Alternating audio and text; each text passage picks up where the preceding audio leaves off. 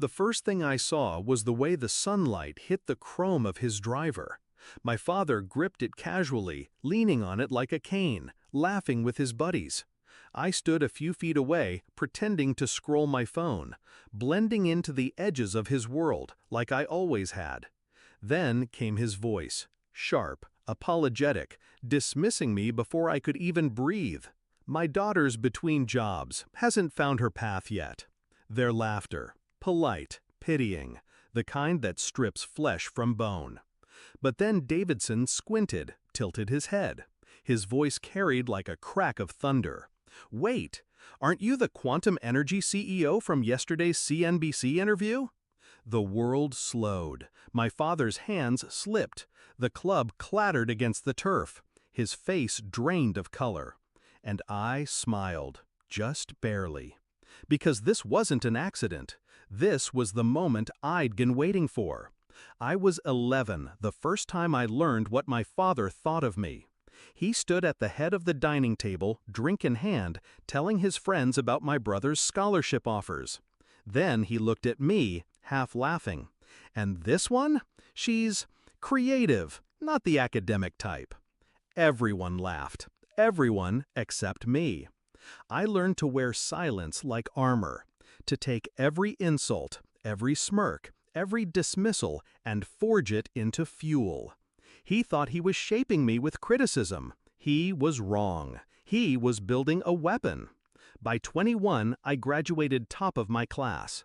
No one came. My father sent a text. "Congrats, don't let it go to your head." By 25, I had my first startup. He told me it was cute that I was playing business. By 28, I had my first acquisition. He asked me if I was dating anyone, something serious, because a husband's stability would help. Every success I achieved was met with dismissal. Every milestone diminished. To him, I was always unfinished, always less. But the truth? I was building something he couldn't even fathom. I noticed the betrayal creeping in the way he introduced me. To family, she's figuring things out. To friends, she's still searching. To strangers, silence. He'd skip over me entirely. Until one evening I overheard him on the phone. "She's not like her brother. He's the one who'll carry the family name. She'll find someone to marry, eventually."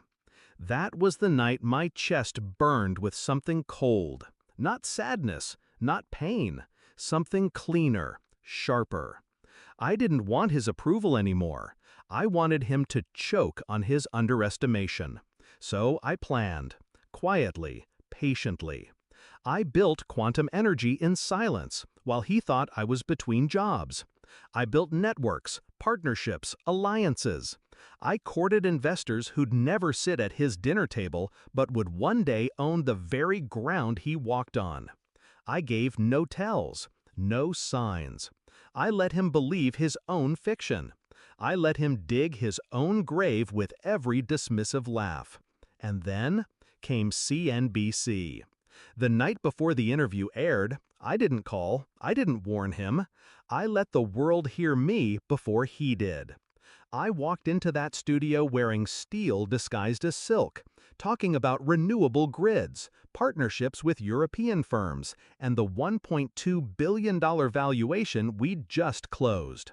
By the time the cameras cut, quantum energy was a headline, and I was no longer invisible. Which brings us back to the golf course, to Davidson's squint, his recognition, his question that cut the world open.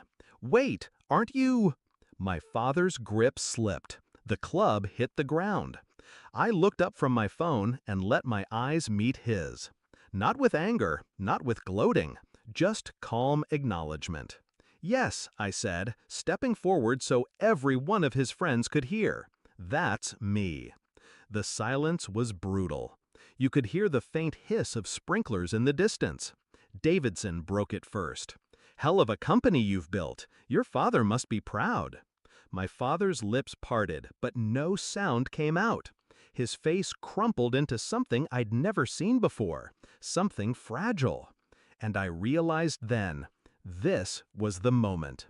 Not revenge shouted, Not revenge screamed, but revenge delivered.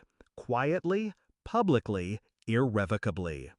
He stumbled through the rest of the game, missing shots, fumbling with tees, his hands trembling just enough that his friends noticed.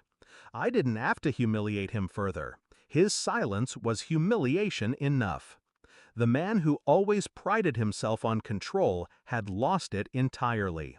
And not because I attacked him, but because I became undeniable.